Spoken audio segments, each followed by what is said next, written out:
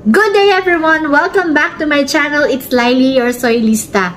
Today's episode, we are going to visit one of my favorite YouTube artists na meron ding garden. He's selling a lot of plants there and we're going to find some plants na pwede nating itanim sa ating farm. So let's go! Come and join us para maghanap ng mga halaman na itatanim natin sa ating yard.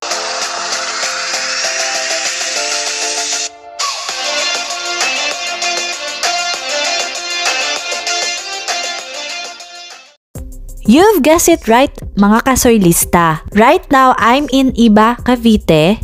At dito ang lugar kung saan matatagpuan ang garden ng pinaka-widely viewed videos sa YouTube regarding sa paghahalaman. Ito ay family-owned business na nila for almost 20 years.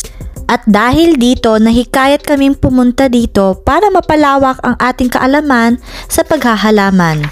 Para na rin makahingi ng mga first-hand tips from the experts kung paano nga ba maghalaga ng mga halaman na bibilhin natin. Kilala din sila sa pagpapalago at nagbebenta ng mga rare variety ng plants na patok na mga inaalagaan ngayong pandemya. Meron na kaming in mind na mga halaman na bibilhin, pero isa talaga to sa simple joys ko ngayon pandemya na makapunta dito sa Greenyard PH. So kung interesado din kayo pumunta sa kanila, I'll just link them on my description box below. Right then and there on that day, after namin mamili ng mga halaman dito ay tinanim na namin ito sa aming yard. Bumili kami ng magkaibang variety ng citronella para naman makaiwas sa lamok at the same time mabango ito sa paligid.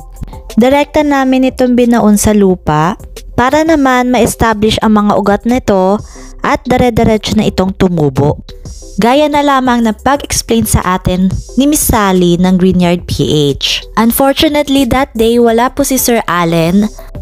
Pero maswerte naman kami nung araw na yon at nandoon ng kanyang mother na si Miss Sally. If may mga questions kayo regarding this video, don't forget to comment it down below para naman ma-address natin kung ano yung mga questions ninyo. I'll post another episode kung anong updates dito sa mga tinanim nating mga halaman galing sa Greenyard PH. So for now, mag-relax lang muna tayo at samahan nyo akong mag-enjoy sa aking pagtatanim.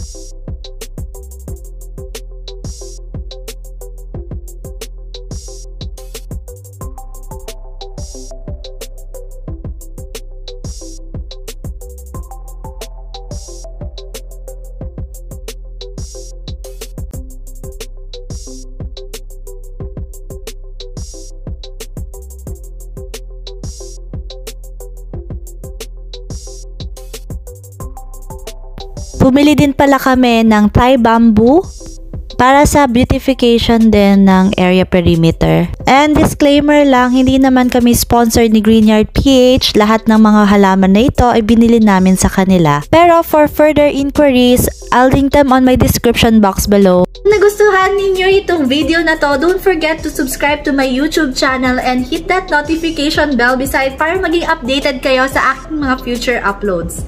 I'll see you on my next vlog.